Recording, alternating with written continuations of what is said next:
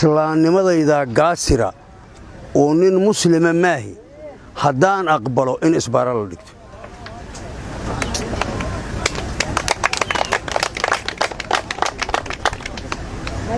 hadda yaa saaka geed ku xiran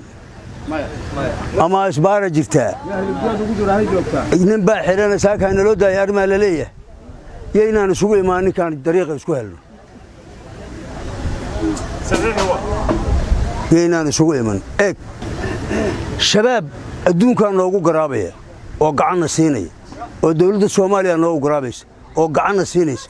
oo cuqubadiisa asaga la tagayay wiilashiina cuqubada ay galeen ma meel bay la aadayaan soo idinkiidu ku dhicin mayso adinkeedii la dhex joogan Sooma wariyaa da'daanaan joognaa bishii lixaad noo dhalatoon duur ku jirnaa see wiilal badan aan godad gelinay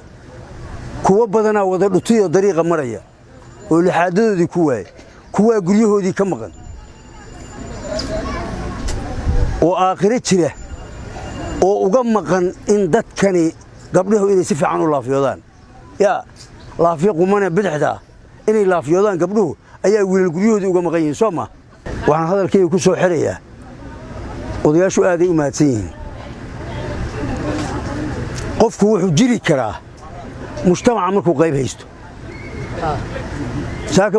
tuug ama mujtamaca haysta soo in la cirib jara raali kama ahidin inaan ka adagayaan hubaaho ilaahay ugu ogyahay sababtu tahay mujtamaca uga dhax galo iga dhax dhuntaa ma jiro mar hadduusan mujtamaca dhax geli karin ma sii jiri karo war burcadow kuwa jidka galayow ilmaada reebna kala badbaadiya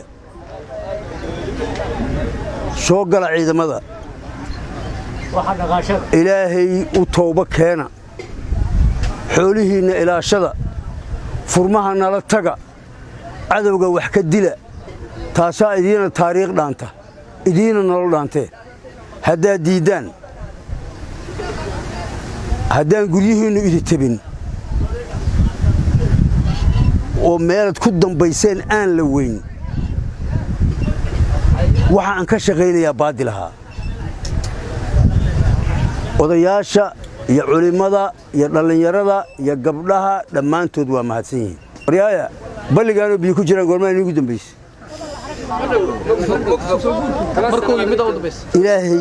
ilaahay xumaan beriyuu ka yahay allah subxaanahu wa tacaala xumaan beriyuu ka yahay meel xumaanu taali biyo geli maayaan meel xumaani taal nimca ma timaadaba bal nacaan banaanka iska taal oo cid kugu hayso maalintii halka aan ka soo galnay teedaan ee nimankii shaadiinta ceelka gubeen haraadkii meeshan ka jiray ka warrama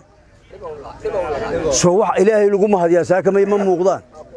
kuwaas maaho waa nimcada ma ilaahay baan ku mahadinaynaa mise waa taqaburaynaa ya nimcada ma ilaahay baan ku mahadinaynaa oo ma Allah aan u noqonaynaa oo ma shukri iyo xamdi aan la imanaynaa mise waa taqaburaynaa islaamkaan dhacaynaa waxa soo kale yaa arkay weligeed